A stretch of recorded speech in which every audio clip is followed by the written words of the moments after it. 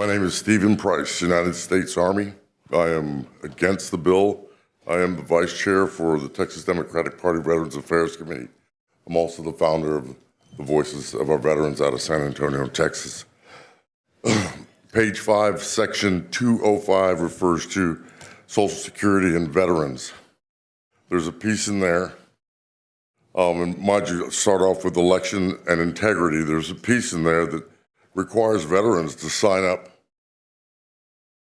for a medical letter that most of us already have. I'm 100% disabled. My license plates on my car are blue, the blue thing in my car.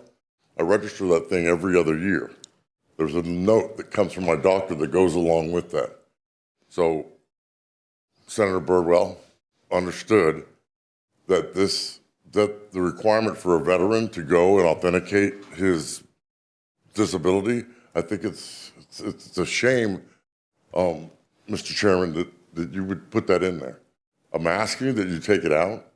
I'm asking that you take the SSGI, the Social Security piece out. The letter would be good enough, but for you to ask me an integrity question about voting when really it's our soldiers, our American soldiers, that gave their lives for the vote and the right to vote, and all the people in this room the right to vote. I think where is the sacred trust that we were promised? A Gold Star family member, a World War II father passed away, 9/11 soldier in the back. Are we going to ask Brian? Are we going to ask the senator to sign up? I sure as hell hope not. And I waited all day. I was about to leave. But I thought, you know what, no, I'm not going to leave because I'm not going to leave my soldiers behind. I'm asking you. Senator Zaffarini, Senator Powell, Senator Campbell, my dear friend, please, take that out of there. We're glad you didn't leave. Thank you for testifying. Senator, is there any questions? Well, we may have questions for you. Hold tight. I think Colonel Bardwell has a question. Just more. I got to visit with Mr. Price a little bit earlier.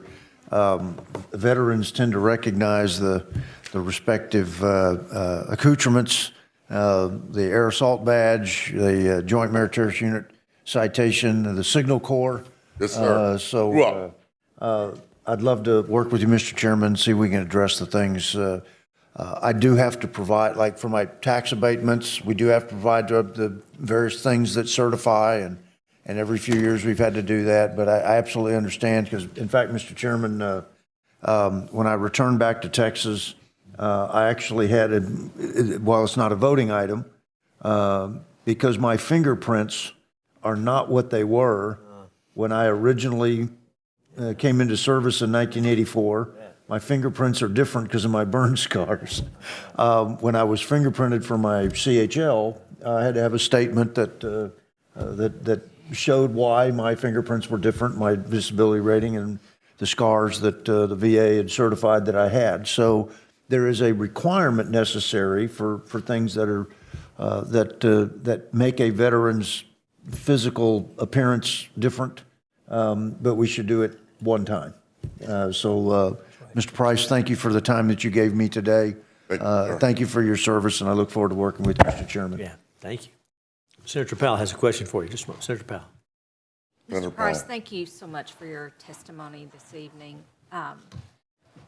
I agree with you totally that that this is an unnecessary step, and that our precious veterans, especially those who are disabled, shouldn't have to go through this to vote. Amen. You know, one of the things that I would ask you, and I have a little experience with this because I helped my dad with his health care at the Veterans Hospital, and I helped my 90-year-old veteran uncle with his care. And every time that we needed something from the Veterans Hospital, like a letter or something like this is requesting, it took months sometimes. Is that your experience? Yes, ma'am. It is. It's getting better. The system's getting better. There's a electronic system now, Mr. Chair, that allows us to get in there, e-benefits, and get those letters. It's not as difficult as it is, but where the redundancy lies is that my license plates, my driver's license, everything that I have to do has already been questioned. To be questioned by my government is just out of line, you guys. I don't like it. I don't like it at all. And I can guarantee you, I'm not here. I'm standing here alone. But there's a lot of veterans. That's why I'm here. There's a bunch of us. It's not going to go down too well. Well, and that particular part of the bill is fairly narrow in the healthcare providers' proof that they will accept. In your treatment, do you often see a nurse practitioner, for instance? Yes. Would not be listed there. Sometimes it's a PA versus a real doc. That's correct. And one of the other things that concerns me about it is there are so many of our veterans who come home with post-traumatic stress. Yes, ma'am. And their treatment comes largely from a psychologist or a mental health practitioner. Those folks are not on the list. Would you agree that maybe that's... I have PTSD, ma'am. That's why I'm have taking to- this so personal. I've also got cancer from Agent Orange in Panama. Thank you. We're grateful for your service, and we're grateful for your testimony this evening. Thank you, ma'am.